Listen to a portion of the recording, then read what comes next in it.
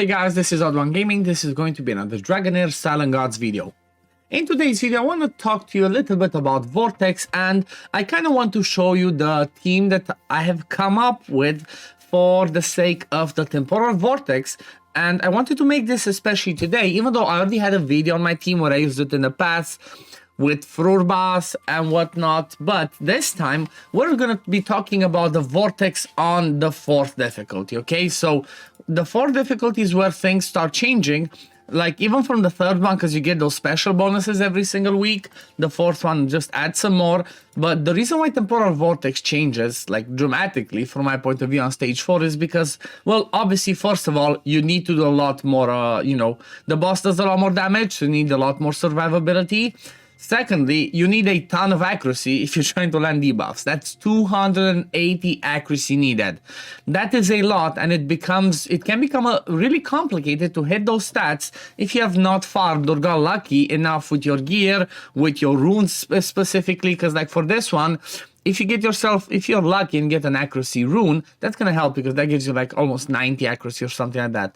But apart from these ones, this one starts happening. Every time the boss does the whistle of the gale, he starts landing defense penalty 1. That hurts, okay? It only seems like a small version, but this one is, the biggest problem with this one is the fact that it's on for 18 seconds, okay? So it's not on for like 5, 10 seconds or like, 10 seconds we're used to because that's how our debuffs land. It's on for the 18 seconds, which means this one's basically on for the whole rotation, and that hurts a lot. So basically what you need for this one is you either kind of ignore it by bringing attack penalty, or you cleanse it with somebody, like, I don't know, maybe you have a Megan as one of the rares, or you bring a debuff immunity, okay? You really need to deal with this one way or another. So the way that I've seen it is that maybe attack penalty can counter this, but because of the fact that, like, attack penalty only lands for 10 seconds, if you have it on an ultimate skill, this one lands for 18, so this one's worse. So I was thinking, yeah, maybe I ignore it and go with attack penalty and whatnot, but it hurts a lot, I'm not gonna lie, it hurt me a lot, and it took me a little bit of testing. So these are the things that you definitely need to keep in mind. Now then, if we're talking about the team, I already saved my team for today because it was pretty interesting. But if we're talking about, I should actually maybe just save these builds as well. I hope I didn't screw things up. But the team that I'm actually using is Garius, because, well, he is amazing, but he's amazing mostly because of the Gatekeeper staff, okay?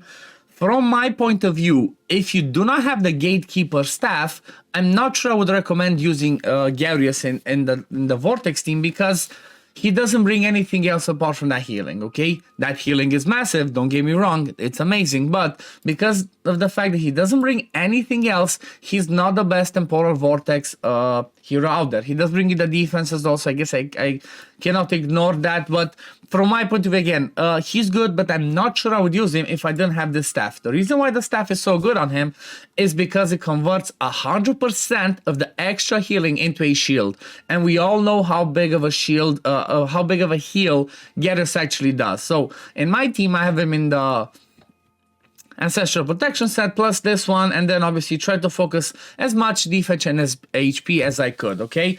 Then the other one in the team is Mithrasia, okay? The reason why Mithrasia is in the team, she's not ideal, unfortunately, but the reason why she's in this team is because of the debuff immunity, okay? So what she provides is debuff immunity, then Resurrection on Death, which helps a little bit at the end, but it's not a game-changing.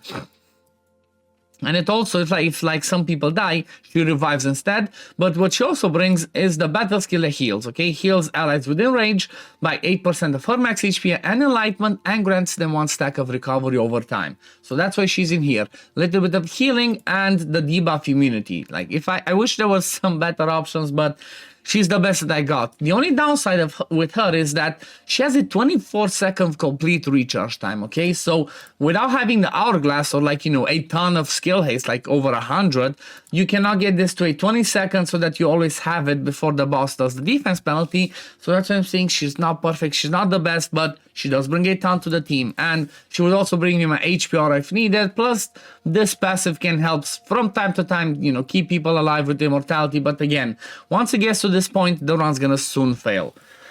So those are my two supports, okay? As you can see, I'm using the defense aura, okay? I'm using the defense aura from From Gyarius, I could swap and test with HP, but I'm gonna do more testing for the next few days.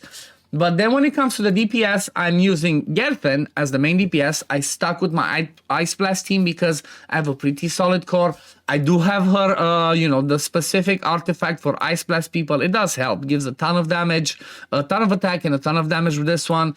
And then she's also built in the Inventor's Inspiration. From my point of view, for Ice Blast people, or maybe even for other like raw DPS, this is the best one because you're using so many times the ultimate or the battle skill that you're basically gonna have this 32% damage bonus up all the time, because every time the wearer casts a battle skill or an ultimate skill, they receive an 8% damage bonus for 15 seconds, up to 4 times. The duration of each stack of the effect is calculated independently. And if you think about the way that Ice Blast works, well, if they have Ice Blast, they go with the battle skill again, which means that, well, they're gonna keep going with this and they're gonna have that boost all the time, which is massive. And I do have her with, like, what's that? I guess let's go and show it like this because it makes it easier. She's at 63% crit rate. Obviously, it's not ideal. It's day 1 of Vortex 4. This can be improved a lot more and whatnot, but I have 63 crit rate with decent crit damage, decent attack, and then a little, you know, some HP and defense, so we survive. But, well, when we start dying, everybody starts dying. So as long as you don't have the weakest link, keep that in mind. As long as you don't have a weak link that dies earlier, everything should work fine. If you have somebody that you see that dies earlier than everybody else, then that means you need to tank that person up. Now, the second one, that is actually my Witch's Remains person as well, is going to be Sheena. She's at barely any crit rate. I have crit damage because I have no idea why. I think it's just from substats. Yeah, just from this one. But she basically has mostly attack. Right? That's what I cared mostly about. Her attack, again, some survivability, and then the accuracy to land the defense penalty from the Witch's Remains. And you might be looking and you might be saying, like, well, you only have 236 and you need 280. Well, this is a tip that maybe you forgot or maybe you did not know, but the extra bonus that you get from the elemental affinity does not calculate there, okay?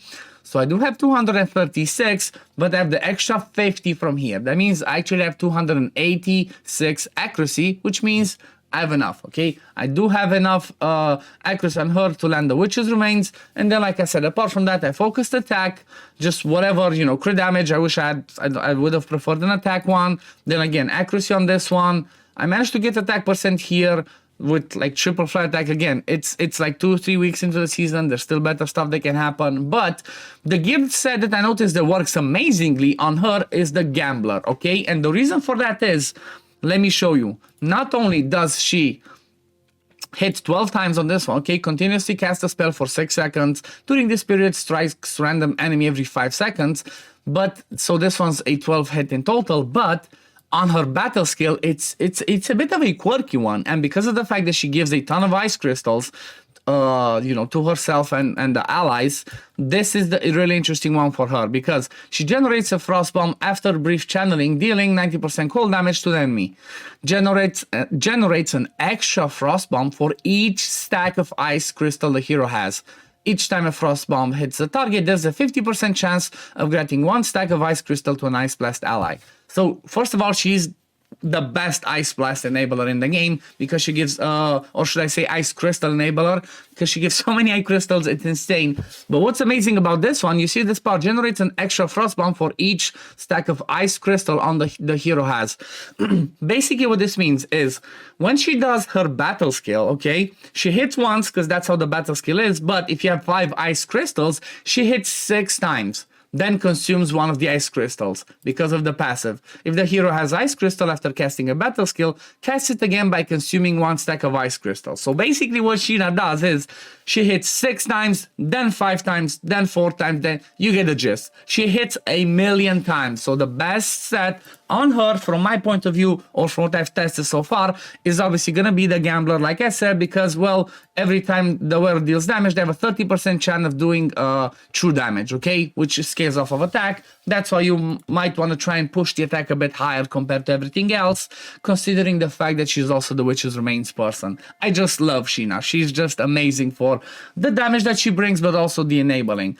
And then the last one of the team is actually Zorak. He's my only one that's like level 97 here yet. I might level him to 100 if I need to, but He's a little bit of a quirky one, but for this rotation, for this week, because we have the 40% extra derivative damage, he does more damage than Sheena. And basically, I have him again in Gambler because I don't know why, but I don't know why. I think actually that his passive can trigger the Gambler as well, okay? So whenever an ally casts a spell that consumes Ice Crystal, the hero fires an Icicle at the current target. So obviously Ice Blast people, they're going to be consuming Ice Crystals like mad. So he's going to keep shooting those Icicles dealing derivative damage, and also it gives him a chance to gain Ice Crystals.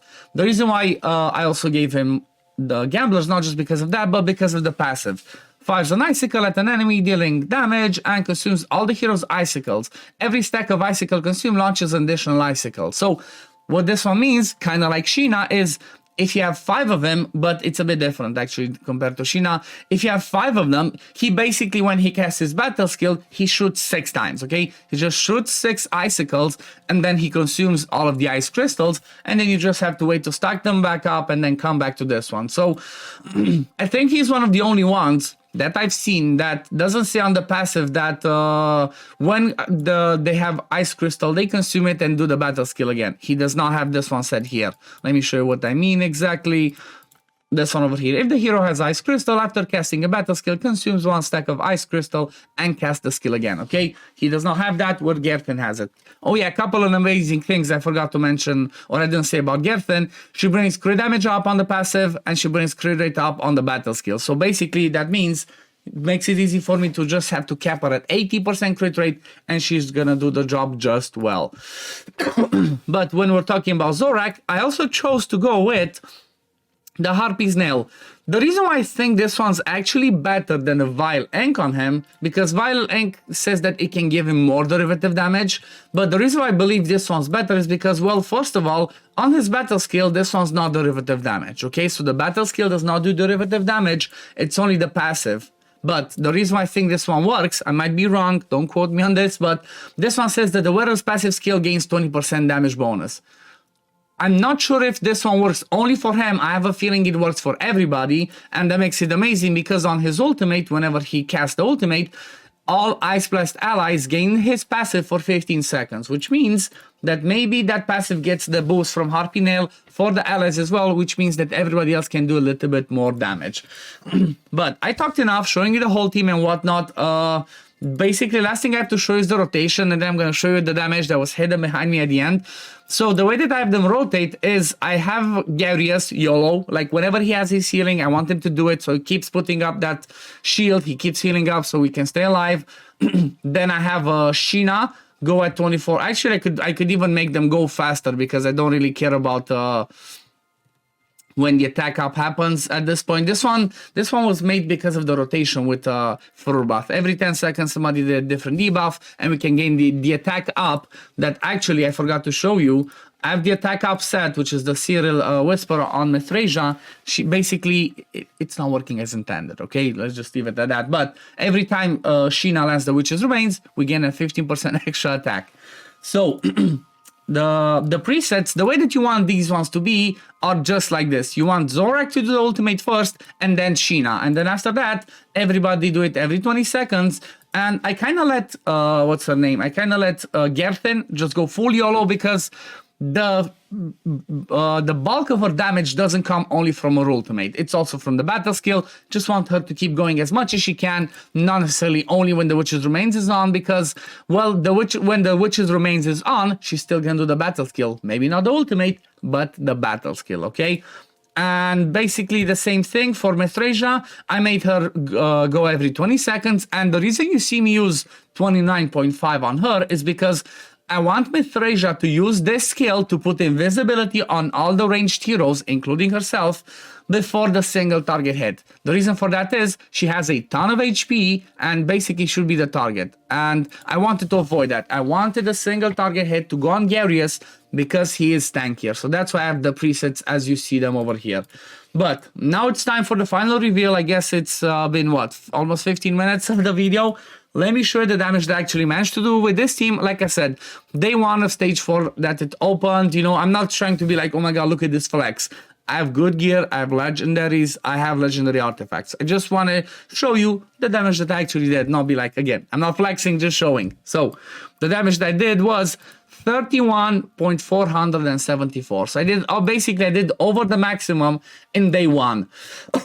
And honestly, I did not expect it. When I started to try and test and play around with it, I only did like, what was it? I only did something like 24 million. So I was like, yeah, maybe I can push it 25, 26. But because of the small changes with HP and all that I did, I managed to push it to this level. And one thing that I do want to mention is, like, I do have the Ancestral Protection on Garius. He's so tanky, this one doesn't matter. He's not the first one to die, even with this one on. But if you have the Ancestral Protection set on somebody else, please do keep in mind, don't make my mistake. I just stacked, for example, I had the first runs.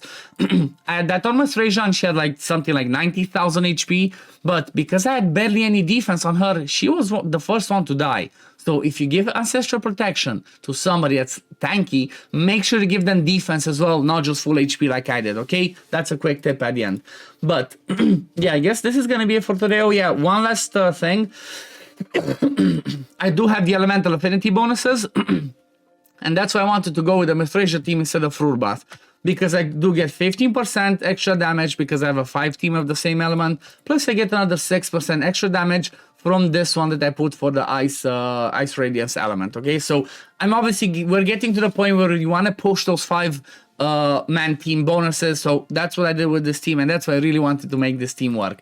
But anyway, this is gonna be it for today, for today's video, guys. I hope you enjoyed it, and if you did, please consider liking this video, subscribing to the channel to see when I upload next, and I'm gonna see you on the next one. Peace, love, take care, everyone. Bye, guys.